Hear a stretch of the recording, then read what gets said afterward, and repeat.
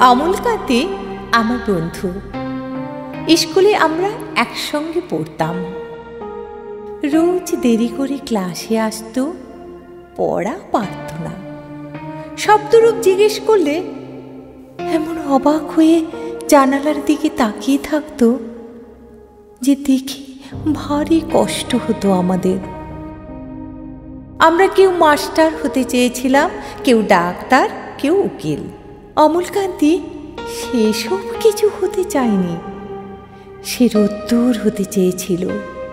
ক্ষান্ত বর্ষণ, কাক ডাকা বিকেলের সেই লাজুক রোদ্দুর, জাম আর জামরুলের পাতায় যা নাকি অল্প একটু হাসির মতন লেগে থাকে।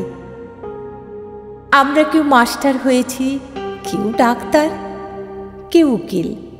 অমলকান্তি রোদ্দুর হতে পারেনি। সে এখন অন্ধকার একটা ছাপাখানায় কাজ করে। মাঝে মাঝে আমার সঙ্গে দেখা করতে আসে, চা খায়, এটা ওটা গল্প করে, তারপর বলে উঠি তাহলে। আমি ওকে দরজা পর্যন্ত এগিয়ে দিয়ে আসি। আমাদের মধ্যে যে এখন মাস্টারি করে, অনায়াসে সে ডাক্তার হতে পারত। যে ডাক্তার হতে চেয়েছিল, উকিল হলে তার এমন কিছু ক্ষতি হতো না।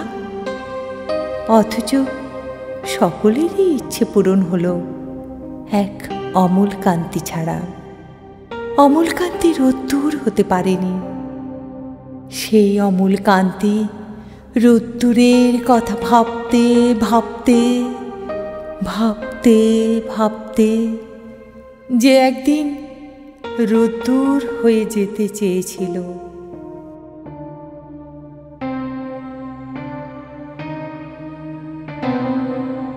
নমস্কার বন্ধুরা, আমি ইলা। আমার আবৃত্তি যদি আপনাদের ভালো লেগে থাকে তো প্লিজ আমার চ্যানেলটাকে সাবস্ক্রাইব করে দিন আর শেয়ার করে পৌঁছে দিন আরও অনেকের কাছে। ধন্যবাদ।